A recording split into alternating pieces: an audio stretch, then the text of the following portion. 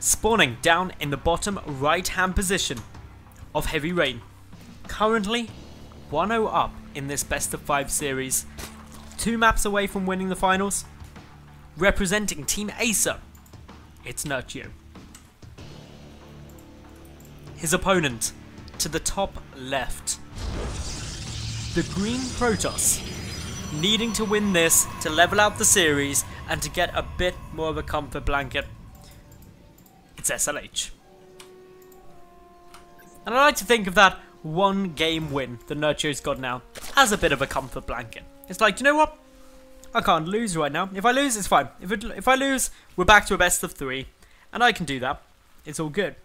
If he wins this game, well, he may as well have, like, I don't know, a nice teddy bear to cuddle. And just be like, yeah, this is my teddy bear. Everything's fine. I can lose 2 games and still have a chance of winning this. It's good times. sLh does not want to allow that to happen, because it's a complete reversal. If you're 2 games down in a best of 5, it's pretty similar, I imagine, to being held hostage, and you're only... It's like being in one of the Saw films, being 2-0 down in a best of 5. You're there, and you're given this small chance to escape. Some tiny chance where you have to do something crazy to be able to get out alive. Most of the time, though, that's not going to happen, and a giant swinging axe is going to, chop off your head or something. It's bad times, okay? Anyway, for the moment, sLh, he's just chucking down his gateway. Also putting a pylon in a very interesting position, hidden all the way up the back there. Meanwhile, Nerchio's just like, yeah, pull hatch, how I roll. This is how you beat Protosses. Also putting his Overlord on this tiny little temperamental, annoying ledge. This is the most hideous ledge in the universe of StarCraft. Look at it there, being all happy with itself. Put an Overlord there, half the time. It's not hidden on high ground. It just gets killed. And you die. And it's sad. The other half the time it hides it. And you're like, yay, thank you little ledge for doing your job. And yeah, it's because you're happy on those odd occasions that it actually works the way it's supposed to. That it's still so temperamental. Anyway, Nexus comes down here from sLh. Nerchio scouts it though. That's all good for him. Nerchio, just droning. No gases as of yet. Just happily chilling here. Being like, yep. 3rd hatch coming down because this was an early Nexus. And he's going to be trying to outproduce his opponent this game. All looking good there. Otherwise, really very little to talk about, other than there's only 1 gas at the moment for sLh. This could indicate that he's going to add in 3 additional gateways and go for a lot of zealots. Nerchio, he's going to be keeping a close eye on that though, and making sure that he doesn't lose to something that simple. Little poke forward there by the Lings. They aren't unfortunately able to scout anything, and a further indication that we could be seeing that big zealot play is that the chrono boost is being spent on that cybernetic core. The one thing that deters from that likelihood is that there is a sentry coming down, which sometimes you see anyway, just to make sure that you're safe back at home in case of a big zergling play that could have been coming down. We do also have the 3rd gateway being added in, or 3rd additional gateway, taking us up to 4. A lone probe, going to be trying to put down a proxy pylon, but Nerchio, with good positioning of his Overlord, is right where he needs to be and able to scout that. Does he have any Lings coming down on the field though to actually hightail it over there? No, he doesn't. So regardless of knowing it's there, the probe could still throw down the pylon. Quick little check to see if 3rd has been built. Pylon going to come down. Very annoying position. Mothership core also on its way across. sLh may opt for another pylon just to make certain that he will be able to get this through. Warp gate tech finished, additional gateways becoming warp gates, and the 4th gate is about to finish up. Mothership core going to start chipping away here at that queen. It backs away, sees the pylons finished, and some emergency Lings coming through. The Roach-1 also now finished up, and that Roach-1 essential to dealing with this heavy zealot pressure. Time warp being used as well. These zealots should actually be able to clean up these queens fairly easily. It depends whether or not the Lings get through. 1 queen getting just away, very lucky there. And the zealots come back to try and get a bit more force. Of course, Zerglings trying to engage in a time warp is very difficult.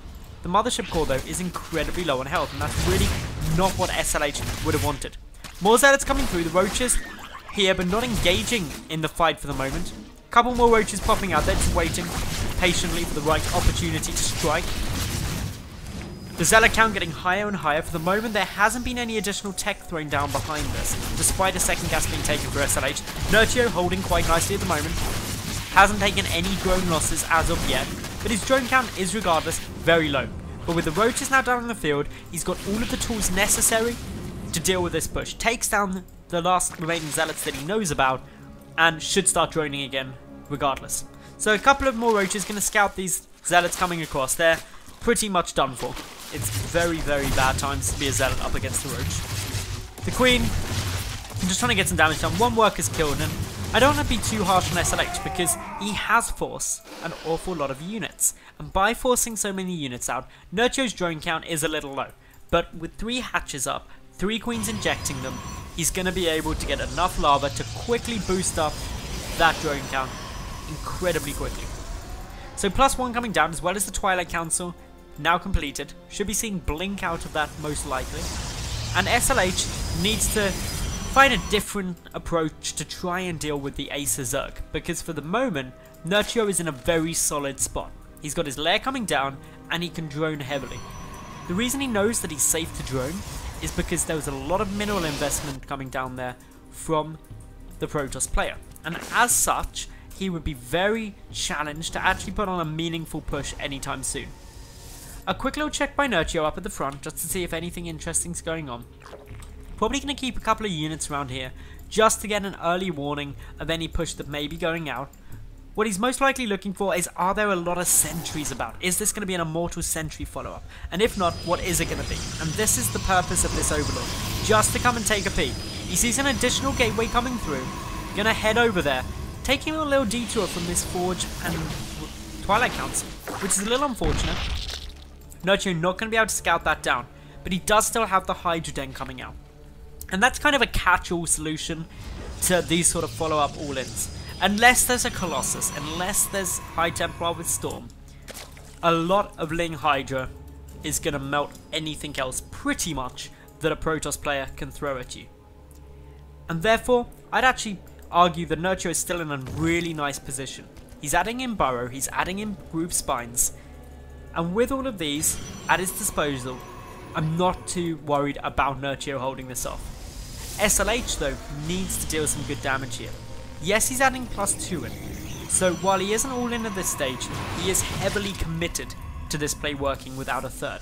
Nerchio has got a good economy, good number of units out, and the only thing he's really lacking on is upgrades. But with so many Hydras hitting the field, already up to 11, that's a significant amount of DPS that's going to be coming through. I'm also keeping a close eye to see whether or not sLh is going to be able to do much damage. Blink can be utilized effectively, but a nice concave already getting set up there by Nerchio. He's moving a spawn to the high ground just to try and bottle in that mothership core. Nearly enough energy for another time warp. A couple of good force fields going down. For the moment, sLh is blocking out a lot of this, but the mothership core dies before another time warp, meaning its energy goes to waste. The Hydras and Roaches getting some good damage down. Nerchio is backing to safety for the moment. It does allow another warp in through, but Nerchio has just got so many Hydras, and Stalkers just can't contend with that. They're able to get away, or at least most of them are, but already so much damage taken by sLh. The one thing that he has though is +2 nearly done, and that's with Nerchio still unupgraded. Nerchio also doesn't actually have that many Lings on the field. 22 are there, but they're yet to come and close the round, but unfortunately, the Hydras alone are doing a lot. Hydra speed is coming through, but the Lings will be helpful just to try and catch up with these Stalkers, and that's why we're seeing a couple come from behind, ready to flank in. The Blink Stalkers being utilised to the maximum of their ability, because unfortunately for the sLh, +2 is now done, and that's the best he can do, but GG is called, and Nerchio takes the second game, and therefore is only one map away from winning €50 and a spot in the monthly finals.